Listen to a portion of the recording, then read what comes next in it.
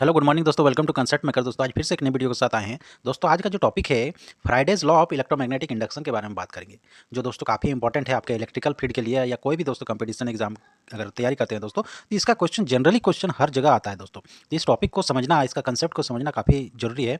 तो आइए दोस्तों हम लोग टॉपिक को स्टार्ट करते हैं। उससे पहले दोस्तों अभी तक अगर आप कंसेप्ट मेकर चैनल को सब्सक्राइब नहीं किए तो चैनल को सब्सक्राइब कर दें और बेल बटन को क्लिक कर दें, ताकि दोस्तों आपको इसी तरह इन्फॉर्मेटिव वीडियो मिल पाए। और दोस्तों इससे हमको काफ़ी हेल्पफुल मिलेगा दोस्तों, मोटिवेट मिलेगा कि हम वीडियो और इसी तरह बेहतरीन टॉपिक में आपके लिए ला पाएँ। तो आइए दोस्तों डायरेक्ट टॉपिक की बात कर रहे हैं। तो जैसे कि आप लोग स्क्रीन में देख पा रहे हैं दोस्तों, यही है दोस्तों, इनका नाम है माइकल फ्राइडे। दोस्तों माइकल फ्राइडे इसका नाम है।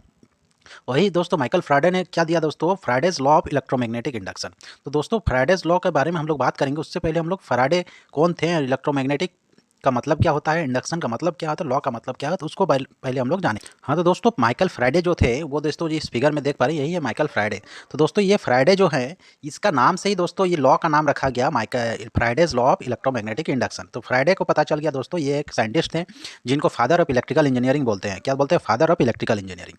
मतलब इलेक्ट्रिकल इंजीनियर का पिता दोस्तों इसी को कहा जाता है, क्योंकि दोस्तों इन्हीं के बदौलत ही दोस्तों इलेक्ट्रिकल के जितने भी इक्विपमेंट दोस्तों आज डेवलप हुए, आज आपके सामने हैं, इन्हीं के बदौलत है दोस्तों। तो इसीलिए इनको फादर ऑफ इलेक्ट्रिकल इंजीनियरिंग कहते हैं दोस्तों। तो फ्राइडे का मतलब पता चल गया कि ये एक साइंटिस्ट थे जिन्होंने इलेक्ट्रिकल के फील्ड में अपना योगदान दिया था। तो दोस्तों उसके बाद हम लोग क्या बात करेंगे, लॉ। लॉ का मतलब क्या होता है? तो लॉ का मतलब दोस्तों हम लोग होता है क्या, कानून, मतलब एक नियम।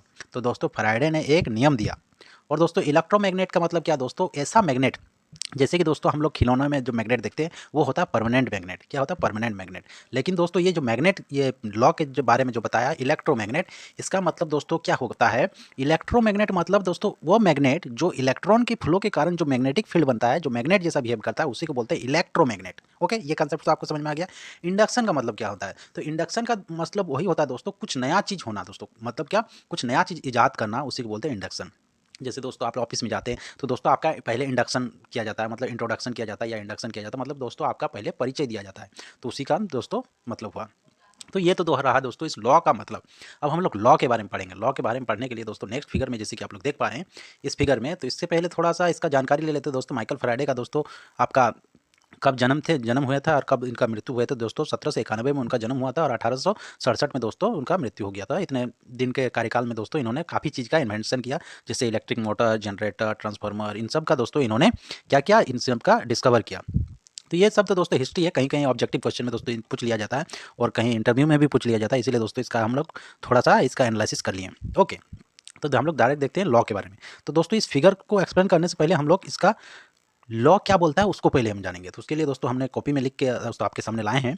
तो जैसे कि आप लोग देख पा रहे हैं, Fridays law of electromagnetic induction. Fridays law of electromagnetic induction मतलब क्या हो दोस्तों है, उसका लॉ का कैसे दोस्तों अगर पूछ दिया जाए कहीं पे दोस्तों एग्जाम में या यूनिवर्सिटी में, तो इसको कैसे लिखना है, when the flux is linking to the coil changing with time then EMF is produced to the coil. दोस्तों फैन कोई भी दोस्तों, कोई भी फ्लक्स अगर चेंजिंग नेचर का हो, मतलब क्या, अगर फ्लक्स दोस्तों चेंज करेगा तो वो क्या करेगा, एक ईएमएफ प्रोड्यूस करेगा, किसमें, एक कॉयल में।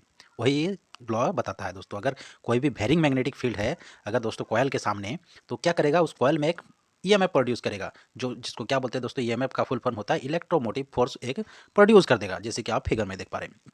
तो ये दोस्तों ये क्या है, परमानेंट मैग्नेट। ठीक है, और ये दोस्तों क्या है, कॉयल। तो दोस्तों इस परमानेंट मैग्नेट को अगर हम आगे पीछे कंटिन्यू करेंगे दोस्तों, तो क्या होगा, इस ये जो कॉयल दिख रहा है दोस्तों, इस कॉयल में दोस्तों इसका फ्लक्स दोस्तों कट करेगा। जैसे मैग्नेटिक फील्ड, मैग्नेट क्या होता है दोस्तों, इस मैग्नेट में दोस्तों मैग्नेटिक लाइन रहता है, तो वही लाइन अगर दोस्तों यहाँ पे अगर कट करेगा इस कॉयल में, तो इस कॉयल में दोस्तों एक दोस्तों ईएमएफ प्रोड्यूस हो जाएगा, जिसको बोलते हैं इलेक्ट्रोमोटिव फोर्स। तो दोस्तों इस ईएमएफ कितना के बराबर होता है, तो जैसे कि आप लोग इस फॉर्मूला में देख पा रहे हैं, E equal to D phi by D T. तो दोस्तों ये दोस्तों आपको जो ये सिग्नल ये आपको दिख रहा है, फ्लक्स लिंकेज, जिसको क्या बोलते हैं, फ्लक्स लीकेज, जितना लिंक कर रहा है दोस्तों उसी को बोलते हैं फ्लक्स लिंकेज। तो दोस्तों यहाँ पर भी दोस्तों हम लोगों ने मेंशन किया है, वही दोस्तों फ्लक्स कितना लिंकेज कर रहा है, तो वो किस चीज़ पे डिपेंड करेगा, नंबर ऑफ टर्न। ये जो नंबर ऑफ टर्न है दोस्तों, इन चीज़ पे डिपेंड करेगा कितना फ्लक्स आपका लिंकेज कर रहा है। तो आपको ये फ्लक्स लिंकेज इक्वल टू क्या हो गया, एन इंटू फाइव, मतलब नंबर ऑफ टर्न इंटू जितना फ्लक्स बना।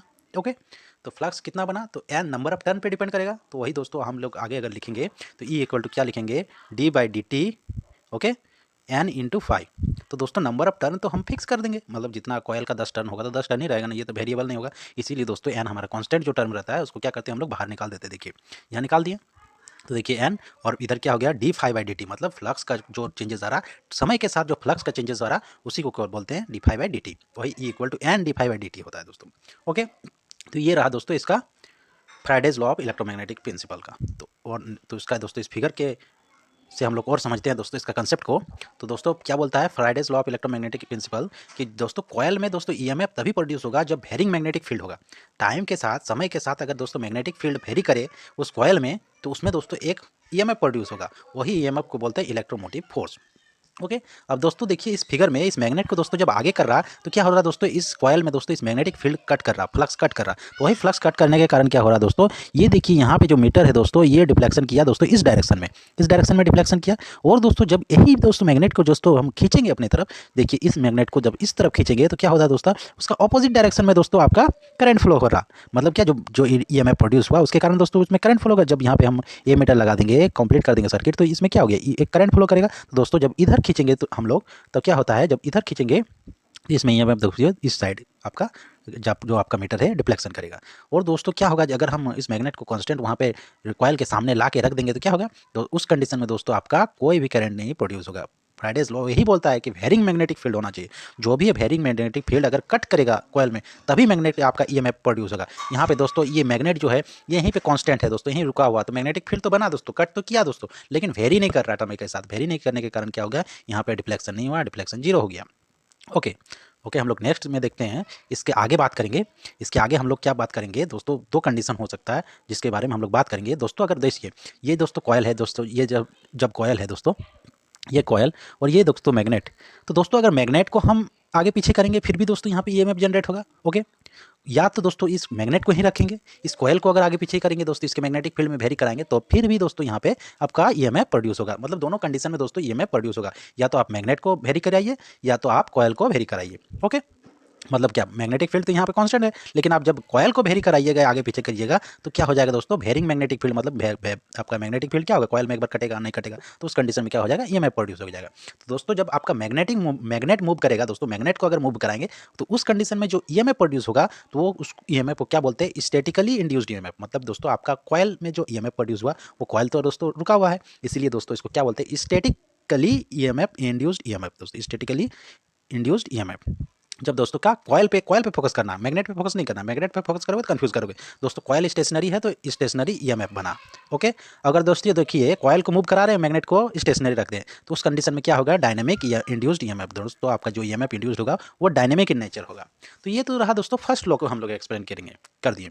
अब दोस्तों सेकेंड लॉ में क्या बोलता है दोस्तों, दो जो लॉ दिया है फ्राइडेज ने, तो फ्राइडेज जो साइंटिस्ट थे उन्होंने सेकेंड लॉ में यही बताया, यही चीज़ क्लियरिफाई किया, जो दोस्तों ईएमएफ बनेगा आपका, ईएमएफ जो कॉयल में आपका बना उस किस चीज़ पे डिपेंड करेगा, बस इतना ही क्लियरिफाई किया कि वो जो ईएमएफ का मैग्नीट्यूड होगा वो किसके बराबर होगा दोस्तों। जैसे कि सेकेंड लॉ में आप देख पा रहे हैं, second law clarify that the induced EMF magnitude equal the rate at which the magnetic flux linkage through the coil change. तो यही बोलता है कि दोस्तों ये जब जो आपको कॉयल में मैग्नेटिक आपका ईएमएफ प्रोड्यूस होगा, उसका मैग्नीट्यूड किस चीज़ पर डिपेंड करेगा, तो उसका मैग्नीट्यूड आपका ये आपका नंबर ऑफ टर्न पे डिपेंड करेगा, नंबर ऑफ फ्लक्स कितना कट कर रहा, कितना स्ट्रेंथ का है दोस्तों, उस चीज़ पर डिपेंड करेगा। जैसे कि हम लोग ने ई इक्वल टू क्या लिखे थे, ई इक्वल टू क्या लिखे थे, E equal to N D phi by D T. तो दोस्तों किस चीज़ पे, नंबर ऑफ टर्न पे भी डिपेंड करेगा डायरेक्टली, और दोस्तों वेरिंग मैग्नेटिक फ्लक्स पे भी दोस्तों इसका डिपेंड करेगा। तो ये रहा दोस्तों मैं Faraday's law of electromagnetic principle का एक्सप्लेनेशन। दोस्तों मैंने फर्स्ट लॉ का एक्सप्लेन किया, सेकंड बार में दोस्तों हम लोग सेकंड लॉ का एक्सप्लेनेशन दिया। सेकंड लॉ में क्या बताया कि मैग्नीट्यूड किस किस चीज़ पे डिपेंड करेगा, जो आपका ईएमएफ जो प्रोड्यूस हुआ दोस्तों, वो ईएमएफ किस किस चीज़ पे आपका डिपेंड करेगा। तो दोस्तों इसका अगर प्रैक्टिकल एग्जाम्पल अगर आपके सामने लाएंगे तो आप देखिएगा दोस्तों, आप अगर जनरेटर होता है दोस्तों 11 केवी का जनरेटर होता है, या दोस्तों कुछ छोटे जनरेटर होता है, तो दोस्तों जितना दोस्तों आपका ज़्यादा ईएमएफ जनरेट करता है वो उतना बड़ा होगा। क्यों दोस्तों, उसका कॉयल का नंबर ऑफ टर्न बढ़ाना पड़ेगा, जनरेटर का नंबर ऑफ टर्न जो आपका आर्मेचर होता है दोस्तों आपका जनरेटर में, तो उसका दोस्तों नंबर ऑफ टर्न को बढ़ाना पड़ेगा। कॉयल में आपका जो स्टेटर में जो कॉयल होता है दोस्तों, स्टेटर में, तो उसका नंबर ऑफ टर्न बढ़ेगा तभी तो दोस्तों ज़्यादा प्रोड्यूस करेगा इलेक्ट्रिसिटी। तो इसीलिए दोस्तों उसका साइज बड़ा होता है। ओके, नंबर ऑफ टर्न बढ़ेगा तो साइज बड़ा होगा। तो अभी तक हम उम्मीद कर रहे हैं दोस्तों कि इसका concept Fridays law of electromagnetic induction principal को आप अच्छी तरह से समझ गए होंगे।